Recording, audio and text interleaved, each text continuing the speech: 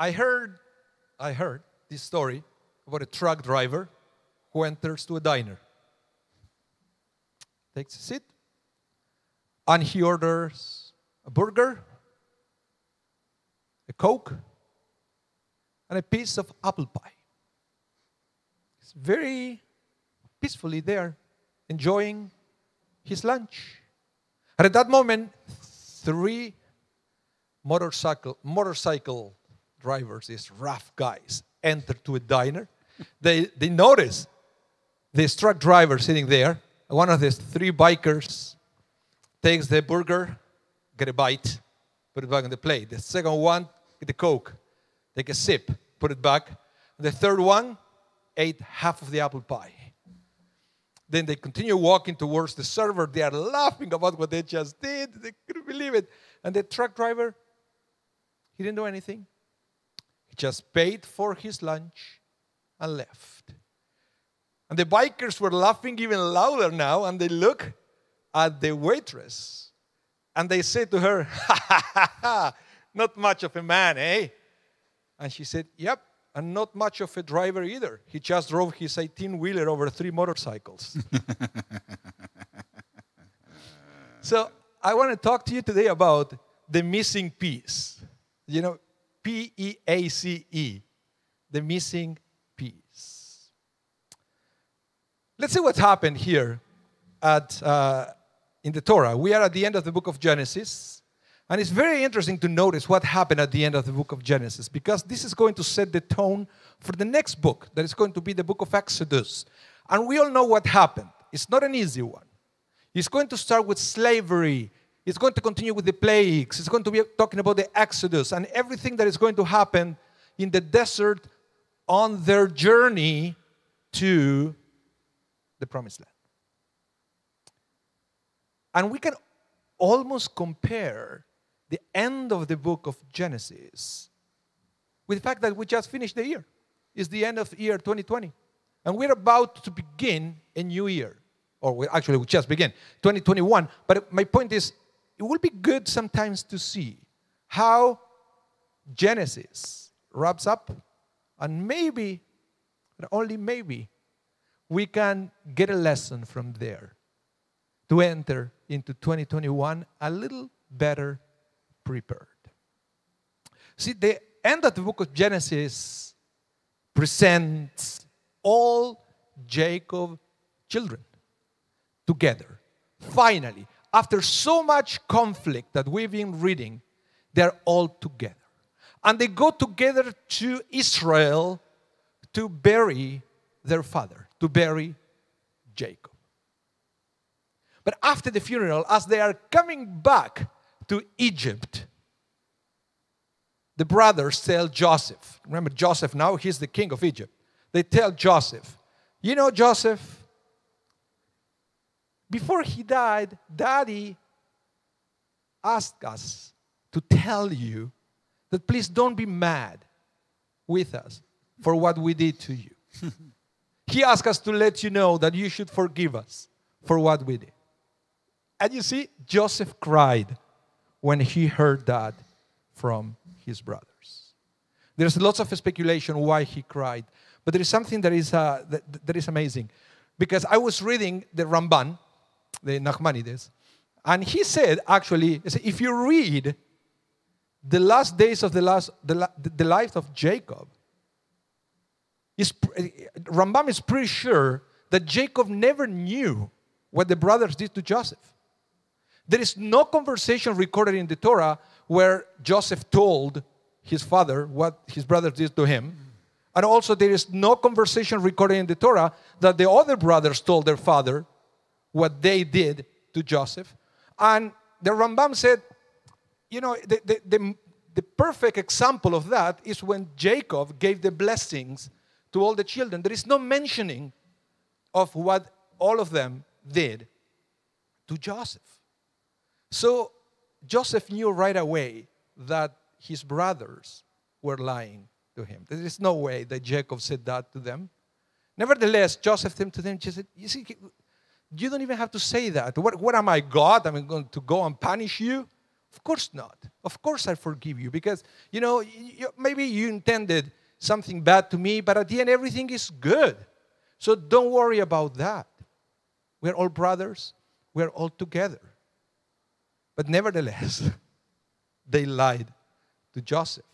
And here is when the rabbi said that this is why Joseph cried. Because he understood that the reason why they lied to him was to preserve this newly and recently achieved peace in between the brothers. And we know that in the Torah there are other episodes where there is a kind of like a little lie to preserve the peace. Yeah, you probably remember the story of Abraham and Sarah, right? Where basically Abraham was told that he was going to be a father, finally. And Sarah laughed. And she said, she laughs. That's impossible. My husband is too old. And then Abraham said, what did she say? And God said, no. She's saying that she's too old to have a child. So God changed a little bit of the statement to preserve the peace between husband and wife. And then we learn that there are two values in Judaism. One is what's called the value of emet, truth, and the other one is the value of shalom, peace. And sometimes these two values are going to be in conflict. So what do? The rabbi said we learn from the story of Abraham and Sarah. We learn from the story of Joseph and his brothers that shalom is more important.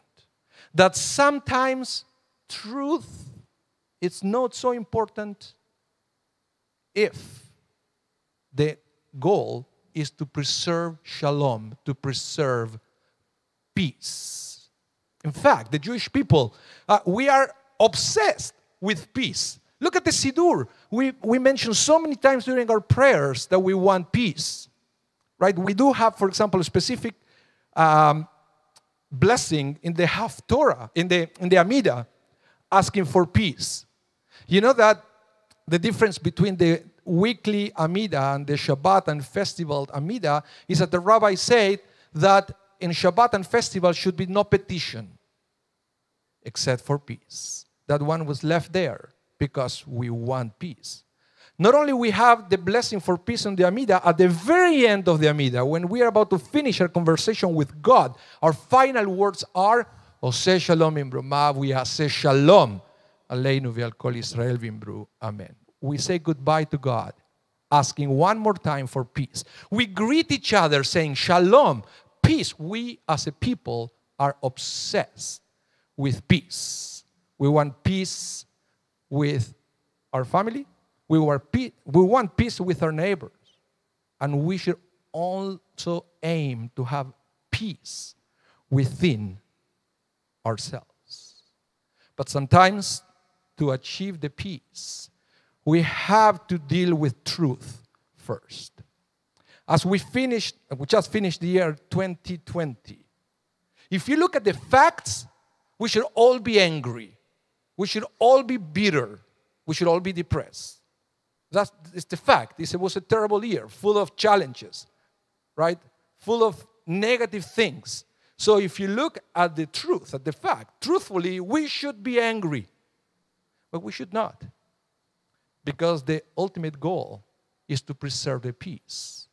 Even if that means that sometimes you have to overlook a little bit of the facts so we can achieve that missing peace. Because if you don't have peace, you cannot enjoy any other blessing in your life. You can have money. You can have health. You can have loving people around you. But if you are not at peace, you're never going to enjoy all the blessings that God will send you in 2021. So this is like a story that I once heard that there was, and actually I've seen it too, so I rather share with you my experience because this is amazing. That it happens to me that I was at the supermarket, right? And you know that now they don't give you bags anymore at the supermarket? So I was at this supermarket, and there was a woman in front of me that she realized that they don't give you bags anymore. She had a cart full of groceries. She couldn't take them home. So she paid whatever she had to pay to get those bags to take the groceries home, right? I realized the supermarket at that point, they can charge whatever they want.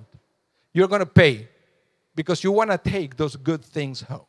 So peace is like the bag that you should bring to the supermarket. If you don't have bags, you cannot take all those good things home. And we should be exactly like when you are there, and you don't have the bag. You pay whatever you have to pay to have the bag, because we have to do whatever we have to do to bring that peace back to our lives. Because we know that at the end of the day, if we don't have peace, if we don't have shalom, we will never be able to enjoy all the good things that we have in our lives. So if I have something to tell you, to wish you, if I have a blessing that I would like to say to you, is that may you find peace in this new year. Shabbat Shalom.